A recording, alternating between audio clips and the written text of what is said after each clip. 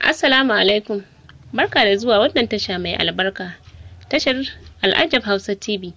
Idan wannan shine farkon shigon ka wannan tasha, kar ka manta ka danna subscribe.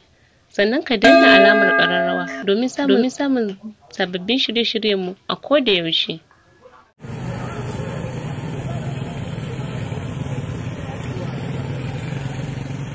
Sunana Khalid Muhammad, kuma ni ne komanda na vigilante na Tongo Local Government. Shekarun baya muna fama da irin masu satan shanu, an gane duk dabarunsu sai suka juya shine in sun zo su ɗauki mutum sai su ɗora masa kuɗi. A shekarun baya ba za a yi kwana uku a ce ba a ɗauki mutum ba mu sai aka nemo mu kawo gudunmuwanmu. Abin da muke yi shine muna ƙara taimakawa hukumar tsaro akan abin da ya shafi tsaro a cikin gari da kuma wajen gari. Ganyen muna da duwatsu sosai, akwai dushen shiga da niyya har ya je ya hadu da Kamaru gefen Larocan, akwai dushen na gefen Yabi daga nan har ya fita Taraba. Wayannan duwatsu ne suke zama a gurin, suke satan mutane sai su hauro gurin.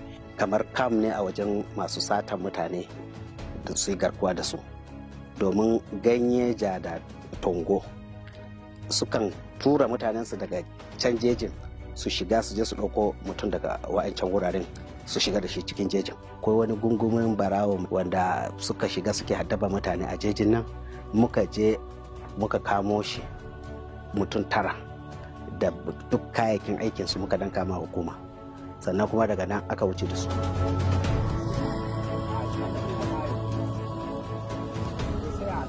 A yanzu dai satan mutane ya ragu saboda mun samu shugaban farin kaya da sarki da suka zona sai suka kira cewa dole mu fita mu taimaka ma garinmu. Ba ma tsoron farma mara gaskiya saboda mun san muna da gaskiya, dalilin gaskiya ne muke ba ma tsoron su.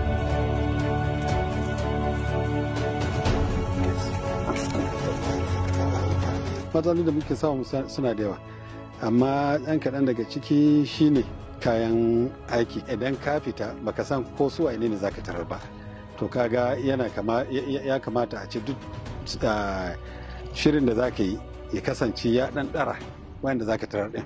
Makaman da muke amfani da shi wajen farma mutanen nan sun fi mu da karfin makaman da suke amfani da shi. Mu kuma sai mun sai da kayayyakin gonakin mu da wasu maimene mu har hada kai kafin mu samu mu far musu. Muna da matasa kara a zube waɗanda wasu sun yi makaranta wasu ba su yi makaranta ba, sun shiga aikin nan don su taimaka ma ƙasa, amma kullum sai a jima wannan in muka je ko da an samu matsala ne mun fito ba wanda mai taimako cewa gashi kai kaza nan. To su ne babban matsalan da yake damu yake sa yaran mu su yi sanyin gwiwa wajen aiki.